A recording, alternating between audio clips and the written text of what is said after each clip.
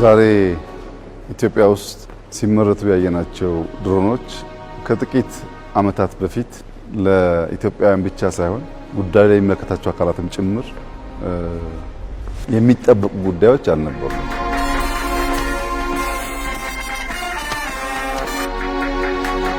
ከጥቂት ዓመታት በፊት ከጦር መኮንኖች ጋር የውጊያ መልክ እየተቀየረ ነው። ወደ አራተኛው ጄኔሬሽን ጦርነት እየገባን ስለሆነ በአርቲፊሻል ኢንተለጀንስ፣ በዩኤቪ፣ በስማርት ሴንሰርስ መዘጋጀት አለብን የሚል ውይይት ስናደርግና ስትራቴጂውን ስናይ ቀልድ የምንቀልድ ነበር የሚመስለው። ብዙም ሳንቆይ ከጥቂት ጊዜ በኋላ ችግር ሲገጥመን እነዚያ በትልም መልክ ያስቀመጥናቸውን አዳዲስ የጦር አቅሞች፣ አቅም አባዢ ቱሎች ለመታጠቅ በገዛ ገንዘባችን ያደረግነው ሙከራ አልተሳካም።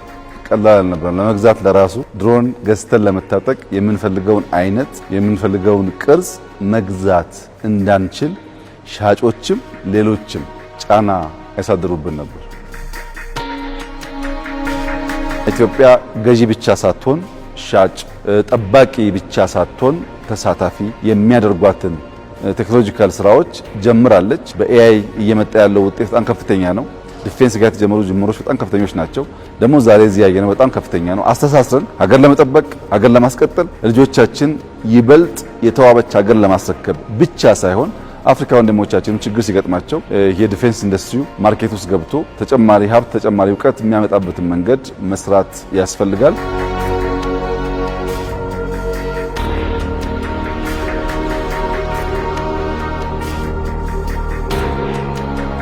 በሰሞኑ ያየናቸው አጠቃላይ አቅሞች ኢትዮጵያ እያንሰራራች እንደሆነ ኢትዮጵያ አስተማማኝ አቅም ላይ እንዳለች ያመለክታል።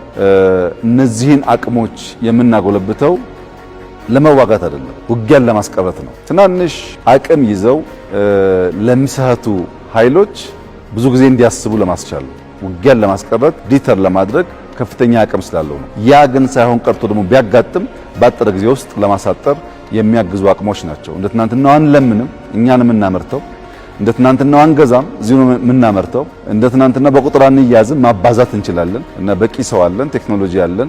ሀገራችንን ለመጠበቅ የሚያስችል ከፍተኛ ብቃት ያለን መሆኑን የሚያረጋግጥ ነው። ለመላው ኢትዮጵያውያን እንኳን ደስ ያላችሁ። የምንናገረው ለመስራት ነው፣ የምንናገረው ለውጤት ነው። ከዚህ ቀደም ስንናገር ተረት ይመስል ነበር። ዛሬ ግን የጨበጥነው እውነት ነውና በእያንዳንዱ ሴክተር እያለምን እየተለምን እየተወያየን የጀመርናቸው ጅምሮች ውጤት አምጥተው ፍሬ አፍርተው የምናያቸው በከፍተኛ ትጋት ጭምር ነው። እንትጋ፣ እንስራ። ምርጥ ሀገር ነው ያለን፣ ትልቅ ሀገር ነው ያለን። እቺን ሀገር ይበልጥ ማስዋብና ከማንሰራራት ወጥታ ሌሎችን መሸከም የምንችልበትን ደረጃ ማድረስ የሁላችን ጥረት የሚጠይቅ ስለሆነ ተባብረን ኢትዮጵያን እናበልጽግ ማለት እፈልጋለሁ። እጅግ አድርጌ አመሰግናለሁ።